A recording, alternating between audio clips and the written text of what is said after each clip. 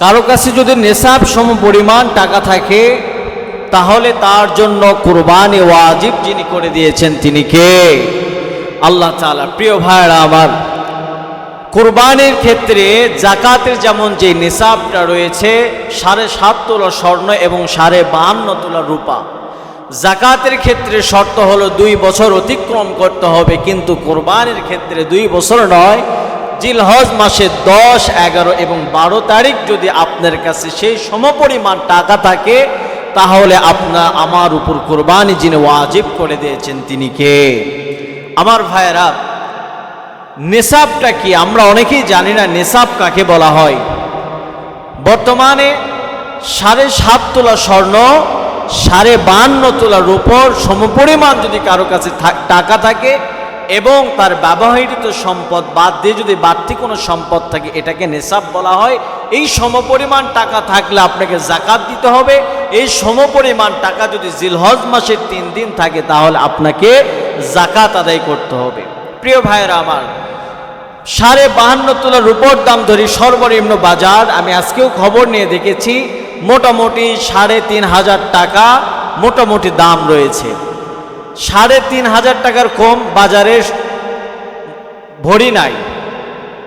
তাহলে 3,500 টাকা 3500 টাকা যদি করে আমরা বাজার দর যাচাই করতে যাই, 52.5 তোলা রূপোর ভরির দাম আসতেছে মোটামুটি 1,80,000 কিংবা তার প্লাস দাম আসছে।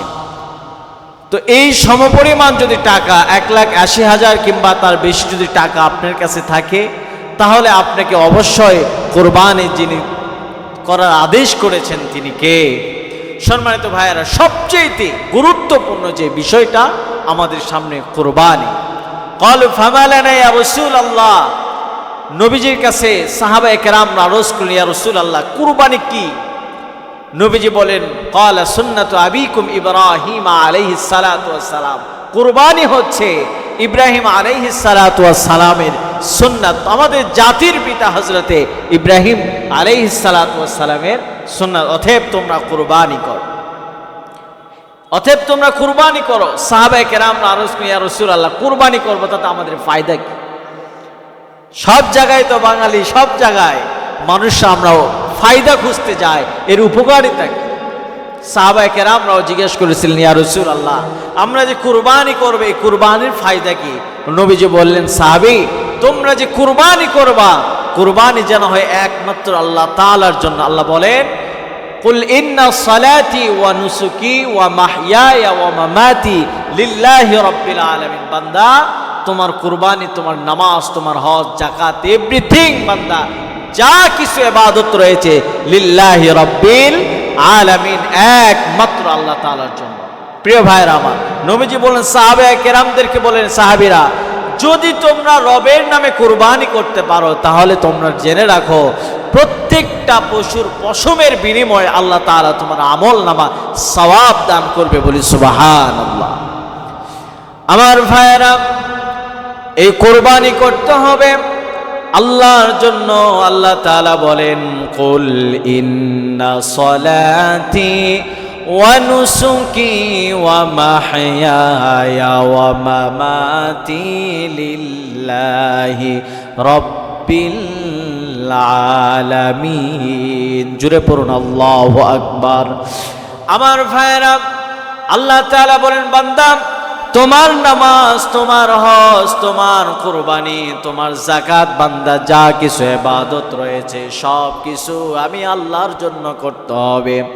বান্দা যদি আমি আল্লাহর জন্য তোমার কুরবানি হয়ে যায়, আল্লাহ তাআলা বলেন, লা ইয়ানালাল্লাহা লুহুমুহা ওয়ালা দিমাউহা ওয়ালাকিন ইয়ানালুহুত তাকওয়া মিনকুম কাযালিকা সাখখারাহা লাকুম লিতুকাব্বিরুল্লাহা আলা মা হাদাকুম ওয়া বাশশিরিল মুমিনিন। জোরে পড়ুন আল্লাহু আকবার। আমার ভাইরা, আল্লাহ তাআলা বলেন, বান্দারে তোমার কুরবানি, যে কুরবানিটা করবা বান্দা, তোমার কুরবানির গোশত রক্ত মাংস আমার কাছে কিছুই আসবে না। কিন্তু বান্দা যে কুরবানি করবা, এই বান্দা যে কুরবানি করলো তার অন্তরে তাকওয়া আমি রবের কাছে পৌঁছে যাবে।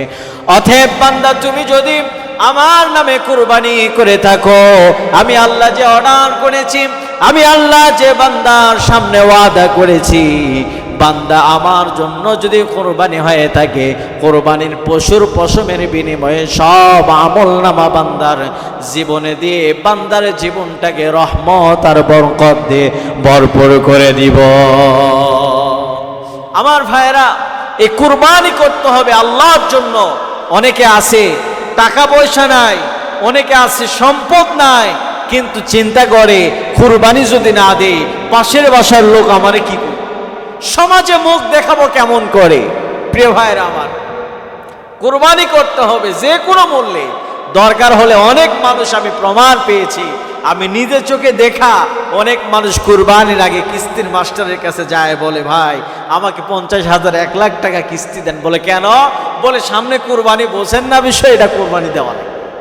ওরে কিস্তি তুলে হলেও কুরবানি দিতে হবে। তার কারণ মানুষ কি বলবে, সমাজ রক্ষার্থে আমার প্রতিবেশী মানুষ কি বলবে, এজন্য আমাকে কুরবানি দিতে হবে, কিস্তি তুলে হলেও দেওয়া লাগবে। প্রিয় ভাই, আল্লাহ তাআলা তো তোমাকে হারামের জন্য বলে নাই।